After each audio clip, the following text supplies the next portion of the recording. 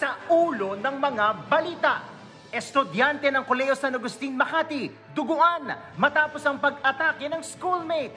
Pambubugbog, niyabang pa sa social media. Bong, labas kulungan sa piyansang 1 milyong piso. Kapatid ni Batangas Congressman Ralph Recto natagpo ang bangkay sa bahay. Lalaking politiko nahanap ang forever sa kanyang boylet.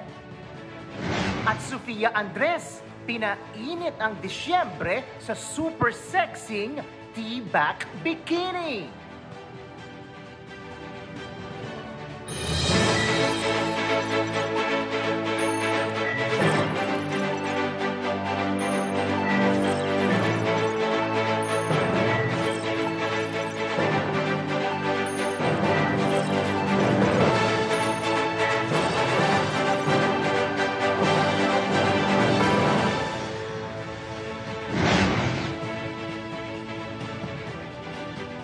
Happy Wednesday mga kasamang teletabloidista! Ako si Mr. Fu, tutok lang sa aming balitaan dito sa Abante Teletabloid.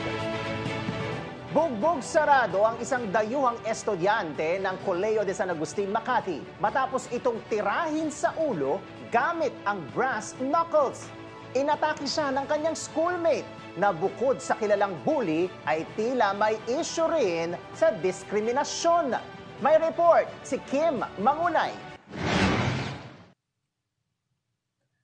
Duguan ng isang grade 9 student sa Colegio San Agustin, Makati matapos itong pagbubugbugin gamit ang brass knuckles ng kanyang batchmate noong Lunes ng umaga. Sa tweet ng Twitter account na @G9CSA Racist, makikita ang sapakan ng dalawang estudyante, isang walang t-shirt at isang may suot na t-shirt sa loob ng comfort room. Unang sumapak ang naka-t-shirt, ngunit napahiga ito sa sahig sa atake ng kanyang kasuntukan hanggang sa patuloy na itong pagsusuntukin sa ulo. Naawat lang ito nang lapitan siya ng isang lalaki na nanonood at nagbe-video pa sa naturang rambulan. Kinumpirma ng Colegio San Agustin, Makati ang viral na bugbuga ng mga estudyante sa kanilang paaralan. Sa isang statement, sinabi ng CSA na iniimbestigahan na nila ang insidente, hindi lang din daw isa kundi 10 estudyante ang hinihinalang sangkot sa bugbugan. Tiniyak din ng paaralan na nabigyan ng medical assistance ang napuruhang estudyante. Sa kasalukuyan, deactivated na rin ang social media accounts ng mga estudyanteng sangkot sa bugbugan. Ako, si Kim Mangunay, walang inaatrasang balita. Pangkaraniwan na ang bullying incident sa mga paaralan. Ayon sa isang child psychiatrist, madalas nag-uugat ang bully syndrome sa mga issue sa loob ng bahay na nadadala ng mga bata sa eskwelahan. Nagbabalik si Kim Mangunay. Karaniwan nang nangyayari ang bullying sa mga paaralan. Taong 2018 ng isang estudyante ng Ateneo de Manila University ang nasangkot din sa bullying incident. Ito matapos niyang atakihin ng kapwa estudyante sa CR at pinapili kung magpapabugbog o panatilihin ng kanyang dignidad. Naging viral din ang nasabing video at na-dismiss ang bully na estudyante. Ayon kay Dr. Bernadette Manalo Arcenas, isang child psychiatrist, isa sa maaaring dahilan ng pagiging bully ng isang kabataan ay ang karanasan nito sa loob ng kanilang bahay. In the family setup, there might be some troubles also in the house. Kaya minsan nadadala nila sa labas. Yung hindi nila nakikita ang affirmation sa sarili nila, they usually go out, no, and bully others, no? Or perhaps they are also victims of abuses. Kaya pag sa labas, they tend to displace, no, their anger towards other children na feeling nila mas maliit kaysa sa kanila, mas inferior kaysa sa kanilang sarili.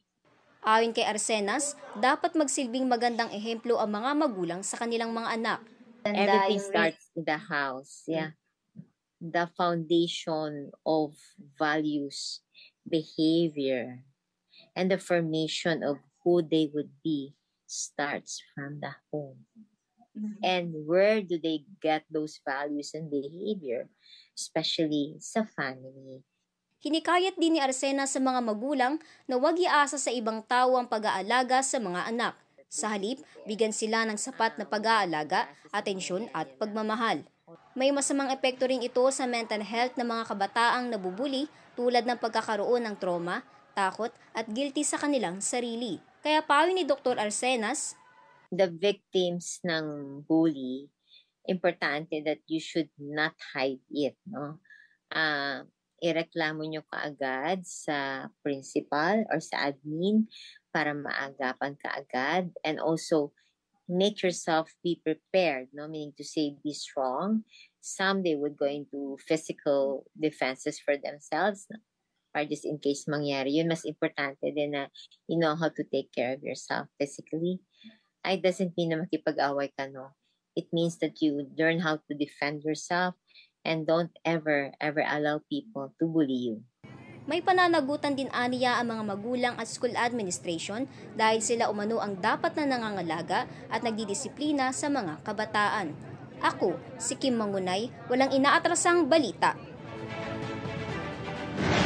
Labas rehas na ang TV host actor na si Vong Navarro matapos itong payagang magpiyansa sa kanyang kasong rape at acts of lasciviousness. Todo saya ang kanyang mga kakampi habang hindi naman matanggap ng kanyang mga sinasabing biktima ang desisyon ng korte. Ang detalye sa report ni Jel Manalo. Natupad na ang Christmas wish ni actor TV host Vong Navarro na makalaya at makasama muli ang pamilya. Ito'y matapos ang payagan ng Taguig Regional Trial Court na magpiyansa ng 1 milyong piso kaugnay sa kinaharap nitong kasong rape at acts of lasciviousness. Ang naturang mga kaso ay isinampa ng modelong si Denise Cornejo. Binigyang diin ni Taguig RTC Branch 69 Judge Loralie Datahan na ang kredibilidad ng nagreklamo ang pinakamahalagang issue sa prosekusyon. Ayon pa kay Datahan, nakitaan ito ng inconsistency sa affidavit ni Cornejo. Matatanda ang inilipat si Navarro mula sa kustudiya ng National Bureau of Investigation patungo sa Bureau of Jail Management and Penology sa Taguig noong nakarang buwan. Ikinatuwa naman ng abogado at mga kaibigan ni Vong ang kanyang pansamantalang paglaya. Pero si Kat Alano, na isa din umano sa mga naging biktima ni Vong, ay napabalitaang walang tigil sa pag-iyak sa balitang lalaya na ang TV host. Ako si Jel Manalo, walang inaatrasang balita. Isang opisyal at 2 pang ahente ng PIDEA ang nalambat ng mga otoridad sa buy-bust operation kagabi. Higit 9 milyong pisong halaga ng hinihinalang shabu ang nasabat mula sa mga suspect. Nagbabalik si Jel Manalo. Kalaboso ang isang district officer ng Philippine Drug Enforcement Agency at 2 agent nito sa ikinasang buy-bust sa Bonifacio Street, Upper Bicutan, Taguig City, pasado alas 9 kagabi. Tinatayang nasa 9,180,000 pesos ang halaga ng hinihinalang shabu na nasamsam mula sa mga sospek. Kinilala ang 3 sospek na sina Enrique Lucero, Chief ng PIDEA Southern District Office, at ang 2 agent nito na sina Anthony Vic Alabastro at Jaire Laguno. Kasama rin ang nagsilbing personal driver nila na si Mark Warren Malio. Nagpahayag ng pagkadismaya si PIDEA Regional Director Moro Virgilio Lazo sa mga tiwaling tauhan nito. Malungkot, siyempre. Diba? Malungkot. Tuloy-tuloy po yung laban natin sa yung kampanya natin sa illegal na droga. Dito sa kaso na ito, whatever is the result of the investigation, malungkot sila. Nagbabala din si Lazo sa mga kasamahan niya sa ahensya. Sinabihan ko sila nung ako ay umupo na dito sa kampanya sa illegal na droga, bawal talaga yung mga ganitong activity. Diba? So, I challenge them na dapat kung ano yung mandato namin, yun ang dapat natin gagawin. Hindi pwedeng gumawa ng kalokohan. Patuloy ang investigasyon ng pulisya at follow-up operation ayon kay SPD District Director Police Brigadier General Kirby John Brayon Craft. Kapag napatunayan, hindi lang dismissal ang haharapin ng mga sospek, kundi maging paglabag sa RA 9165 o Comprehensive Dangerous Drugs of 2002. Ako si Jel Manalo, walang inaatrasang balita. Sa ating sapulkam, arestado ang isang 29 anyos na lalaki matapos manghablot ng cellphone ng isang dalaga sa Pagsanhan, Laguna. Kuha sa CCTV, makikita ang nag-aabang ng sasakyan ang 17 anyos na biktima kasama ang kanyang kaibigan nang mapadaan ng suspect na sakay ng motorsiklo. Lumagpas muna ang suspect at saka bumalik para nakawin ang cellphone ng dalaga. Na-recover naman ang biktima ang cellphone nang mahuli ang suspect.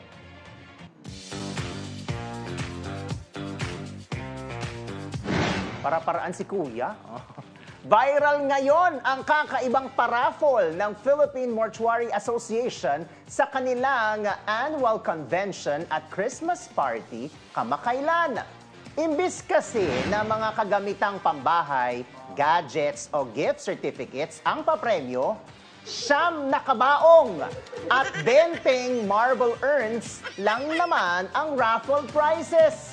Ayon nga sa event host na si Tita Kay, sa 11 years niyang karanasan sa hosting, ay ito ang unang pagkakataon na may dinaluhan siyang party na kabaong na may malaking ribbon pa ang grand prize.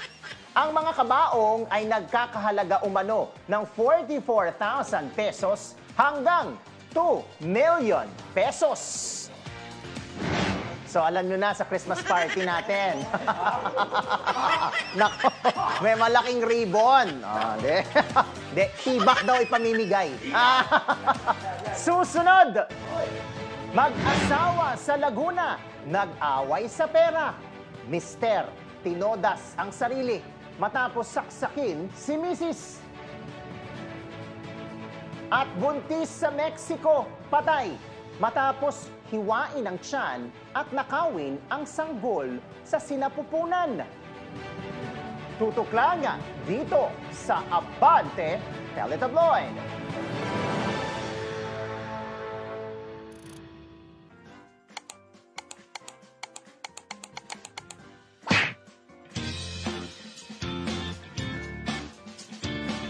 Aba! Trending!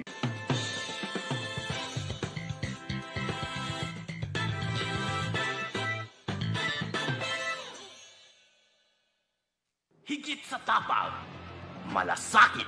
Higit sa salita, aksyon. Attorney Claire Castro at Jigo Pistolero sa usaping batas. Walang pinapalampas, lahat na may atraso, asindado. Asindado. Narito na ang tambalang mag-iingay sa inyong pananghalian. Ang tambalang, chismis lang, ang puhunan. Tambalang Chikadoras! Mga naganap sa probinsya, mga kinalap na storya. Dito lang sa Patrol Probinsya. Mainit man ang usapan. Hindi ako naniniwala na magiging matinong presidente si Bongbong. O chill na chikahan. May love life ba kayo? Porket pangit na rapper. Lahat yan nandito. At lahat panalo. Dahil dito sa Abante, walang basagan.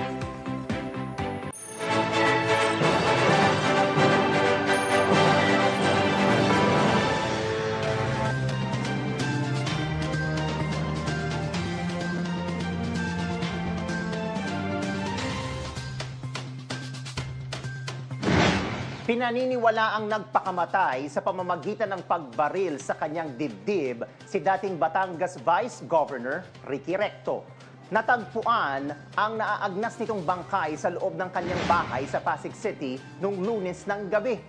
Nauna rito nakiusap ang anak ng dating politiko na si Raina Galang sa pamunuan ng Barangay Ugong na puntahan ang kanyang ama dahil hindi ito makontak. Samantala, hiniling ng kapatid ng namatay na si Deputy Speaker Ralph Recto na hayaan muna ang pamilya nila na magluksa ng pribado. Humiling ng paliwanag si Senator Risa Hontiveros sa biglaang pag-resign ni DICT Secretary Ivan Uy bilang Information Officer ng Supreme Court noong 2005. May mga ulat kasi na kaya nagbitaw si Uy sa kanyang pwesto ay dahil sangkot umano ito sa ilang anomalya na nadiskubre ni dating Justice Antonio Carpio. Naungkat ang nasabing issue sa deliberasyon ng Commission on Appointments kahapon sa appointment ni Uy bilang kalihim ng DICT.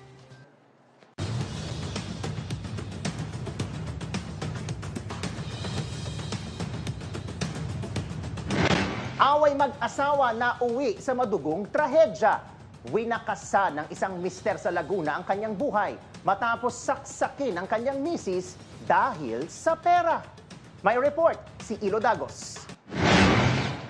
Kritikal ang isang babae matapos saksakin ang kanyang live-in partner sa loob ng kanilang bahay sa barangay Palo Alto sa Calamba City, Laguna, Lunes ng umaga. Nasawi naman ang mister matapos din itong saksakin ang sarili ng matadtad ang jowa. Kinilala ang biktima na si Rosalie Bres, 45 anyos. Batay sa report ng Calamba City Police, dakong alas 9 ng umaga nang magkaroon ng mainitang pagtatalo ang biktima at ang live-in partner niyang si Macario Danyas, 45 anyos, dahil umano sa pinansyal na problema. Humantong ito sa pananaksak ng sospek sa biktima gamit ang isang kutsilyo. Matapos sumandusay si Bres, agad ding nagsaksak si Danya sa kanyang dibdib at tiyan. Isinugod sa ospital ang dalawa pero idineklara ding dead on arrival ang lalaki. Samantala patuloy pa rin nakikipaglaban sa kamatayan si Bres.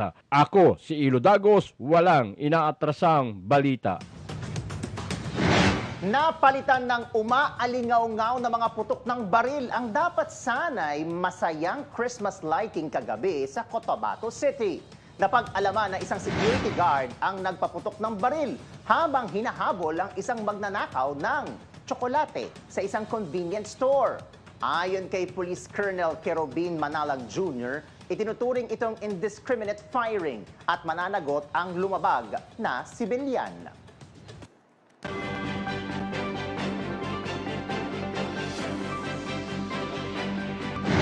Patay ang isang buntis sa Mexico matapos hiwain ang tiyan nito ng isang mag-asawa para nakawin ang sanggol sa sinapupunan ng biktima.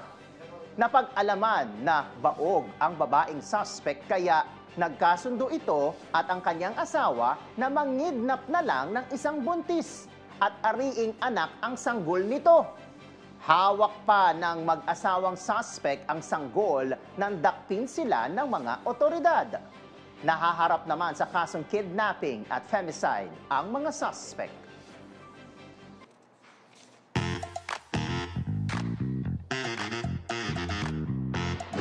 Sawiman sa relasyon, panalo naman sa career. Hindi pa rin matitibag si Moira De La Torre bilang #1 female artist sa Spotify. Ang buong detalye sa chika ni Ray Pumaloy. Nako, kung may tinaguri ang The Undisputed Box Office Queen, Undisputed Boxing Champ, at kung anik-anik pa, meron ding The Undisputed Filipina Spotify Queen. At ito ay walang iba kundi si Moira De La Torre.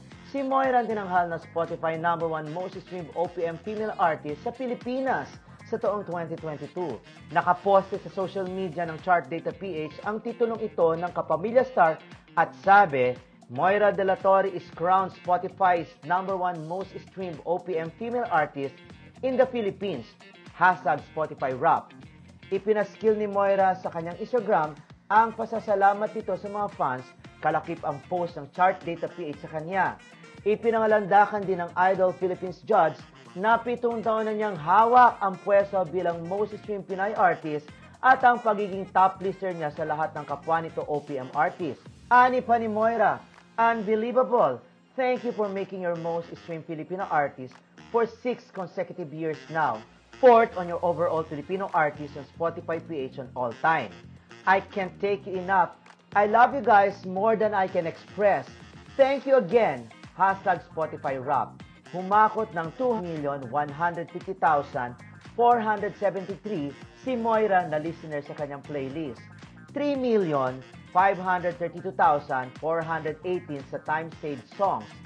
12,460,554 listeners at 246,589,552 times naman streamed music. Meron ring 183 countries ang naabot ng mga kanta ni Moira. Bukod sa iba niyang titulo, iginawad rin kay Moira ang #1 most followed Filipino artist on Spotify of all time in history. Mula 2017 hanggang sa taong ito, namayagpag na si Moira at nahawakan ang most streamed female OPM artist title nito. Inagawan niya ng titulo si Sarah Geronimo noong 2017. Nahawakan lang ng popstar ang trono mula 2014 hanggang 2016. Ito si Ray Pumaloy, ang showbiz marites ng Abante Teletabloid, nangangarap maging singer pero sa ibang pagkanta napunta. La la la la la. At walang inaatrasang balita.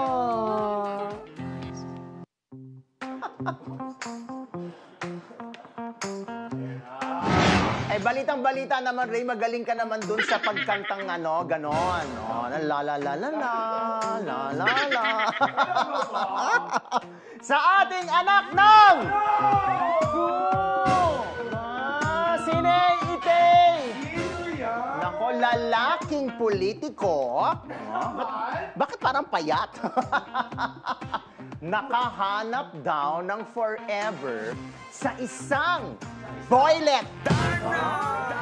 So, siya ay isang Darna! Ding ang bato! Darna! Ay, dumadami sila, no? Yung mga politikong Darna. But anyway, ayon sa anak ng Fu, galing sa angkan ng mga politiko itong ating subject. Natawagin nating Papa. Papa, Papa! Yan ulit? Papa?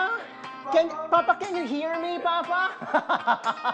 Hoy, naging aktibo ito sa politika. Kasi yung pamilya niya, yung angkan niya, ay mga politiko. Pero, hindi maalis-alis ang duda ng mga utaw na itong si Papa ay Papa Ketchup din ang hanap. Oo. May ketchup. Siyempre may ketchup, mais, hot. Oo. So, hot. Hot ba ito? Parang di naman.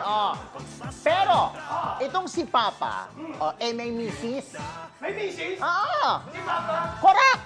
Kaya, natatakpan yung issue. Kahit may mga pagdududa, bilang meron namang props ito na misis. Hindi masyadong napapansin o natatabunan. Although, sabi ng anak ng Fu, may chika na naaamoy na rin daw ni misis ang matres ni Papa. Parang umaalingasaw daw. Minsan pag nasa kwarto sila, parang, nakakatawa ko ng matres. Sabi, maliban nung akin. Charot! Eto pa. Naku, eto na. May bumisita na mga grupo ng mga boys na mga anak ng Fu sa kanyang office. Ayan sila. Tawagin natin silang F4. Ayan. Basta, bumisita lang. Ganyan. Sa pagbisitang ganyan, nagulat na lang itong sina F4 na bigla raw, dahan-dahang naghubad ng polo itong si Papa. Dahan-dahan. Gusto niyo Naku. Papataas ang rating? Naku. Gubad na siya. Dahan-dahan. At mukhang nagpapakute sa F4. Nagagalit si Mama Ray. Naku, Ray! Puntahan natin to si Papa. So, nagjubad. Kasi walang damit, ha? Tapos parang nagpapakit daw dun sa F4. Naku. Pero ang alibay ni Papa, pinagpapawisan lang daw siya. Kailangan niya magpalit ng damit. Oo. So, feeling nila, type ni Papa itong sina F4. But wait! Naku. There's more! Ito na ang highlight ni Papa. Yan yung panlima. Ito na. Si Papa, nitong nakarang eleksyon, natalo. Olat. Tapos, after niyang matalo, bigla na lang siya nag-disappearing act. Parang ganito, nawala. Di ba? So sabi nung Papa, mawawala muna ako. Yan! Hindi ako nakikita. Isa pa. Ayan! Nung nawala, ayan na. bigla na lang nabalitaan ng mga anak ng Fu na itong si Papa ay humiwalay na sa misis niya. At sumama sa kanyang... Saan? Teka muna! O ano? So, naging byuda na siya? Hindi naman, kasi buhay pa naman. Sumama itong si Papa sa kanyang matagal nang itinatagong boylet. Naku talaga rin. After niya mag-disappearing act, pag-appear niya, meron ng kasamang boylet. Ang sabi ng anak ng Fu, matagal na niyang itinatago sa cabinet itong si, Papa niya. So may cabinet, binuksan na niya yung cabinet. At inilabas na niya ang boylet. So wala na sila ni Mrs. Dito na siya sa kanyang Papa Ketchup. Naku. Diba? Tapos ngayon, baka nawala na naman sila. Kebs na si Papa sa kanyang Mrs. Dahil natagpuan na niya ang kanyang forever sa kanyang boylet. And they live inside the cabinet. Bumalik doon. Pero this time, magkasama na sila sa cabinet. Kasi dati yung boylet lang yung nandun. Ngayon, pumasok na sila sa cabinet. Di ba, Ray? Naku talaga. Si May Itay. Okay. Sorry, hindi ko kilala yung boylet. Hindi ko kilala yung boylet eh. So doon na lang tayo kay Papa sa politiko. May kapangalan siyang komedyante at kontrabida. Naku. Ang hirap niya lang. At pwede din daw natin siyang i-relate sa kalaban ni Panday. Charot! Ang hirap niyan! Bagong-habol yun eh. Oo. Afraid. Yan yung politiko. Yan na siya. Nabigla, nag-disappearing act. At yan ang ating anak ng... Naku, wala na naman. Naku. Magbabalik ang Abante. Naku. Avoid.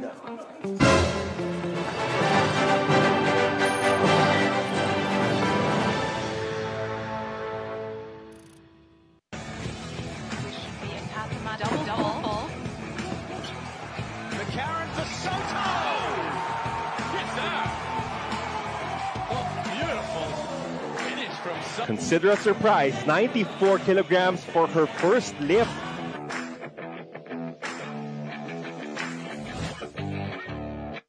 Bravo. Food. At chikahan. All in one. Sa Anything Goes with June Lalim. Chika ng mga kelot. Chika ng mga kikay. Chika ng mga sexy. Chika ng mga magaganda. All in one yan sa Chika Babes. Chika Babes. Chika Babes. Live mula sa Abante Command Center sa Quezon City. Ito ang inyong tigasing tagapagtanong, Jigo!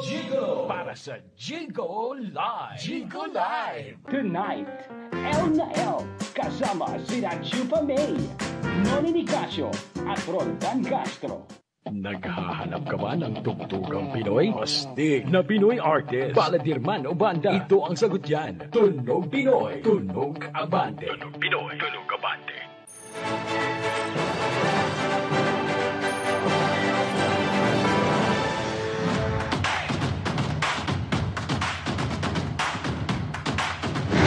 Pumalo na sa 8% ang inflation rate sa bansa mula sa 7.7% noong October. Ayon sa Philippine Statistics Authority, isa sa nakikita nilang dahilan ay ang mabilis na pag-akyat ng presyo ng food at non-alcoholic beverages.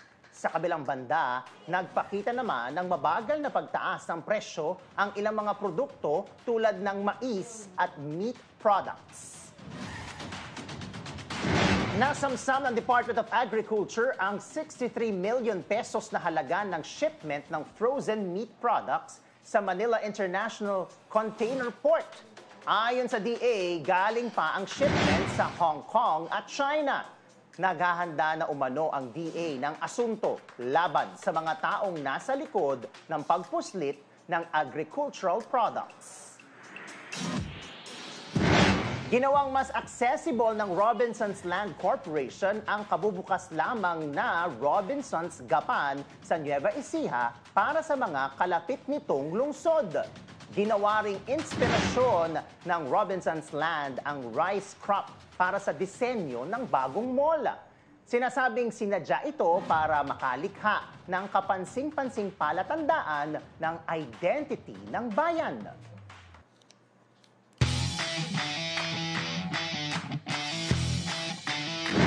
Hindi na naman nakataka si Diana Wong sa pang-uurirat ng mga netizen. Ito ay matapos nilang questionin ang ginawang meet and greet event ng volleyball player. Ang buong detalye sa ulat ni Sara Asido. Bukod sa snubing issue, hindi rin pinalagpas ng ilang netizens ang pa-meet and greet event ng Choco Mucho Flying Titan setter na si Dina Wong. May naglabas pa nga ng ticket at makikita rito na nasa 1,000 ang presyo ng kanyang event para lang makita mo siya.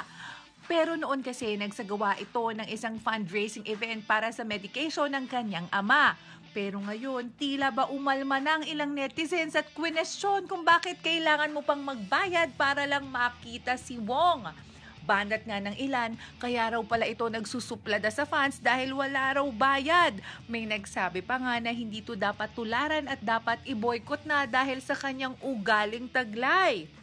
May nagsabi pa nga na, syempre kapag pa-meet and greet event niya, magsismile to at kakaway dahil scripted daw at may bayad.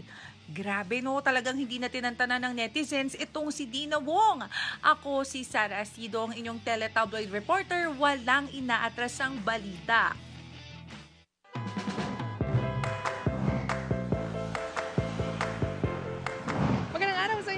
Suki, kasama niyo na naman po ang inyong nag-iisang mosang kapitbahay, DJ Tinkeber, at kayo ay nakatutok dito sa Usapang Kalye. Siyempre dito lang yan sa Abante Teletabloid. At ngayong araw, uusisain natin ang mga chismoso-chismoso na nating mga kapitbahay kung ano nga ba ang masasabi nila kung nakapanganak na nga ba itong si AJ Rabal. Naku, intriguing! Kaya naman, kung kanilang opinion, reaksyon, tara na, alamin na natin. Hindi. Kasi napaka-diba sexy AJ Rabal, tapos ang ganda ng katawan niya kaya. Oo. Halata sa ano niya sa bewang niya. Pang! Opo. Based on rumors, yes. Feeling mo boobies siya? Hindi. At ayan mga suki, ang iba't ibang komento ng ating mga kateletabloidista. Lagi lang kayong tumutok dito sa Usapang Kalye. Siyempre kasama ang inyong nag-iisang mosang kapitbahay, DJ Tinkeber, para sa Abante Teletabloid, walang inaatrasang balita.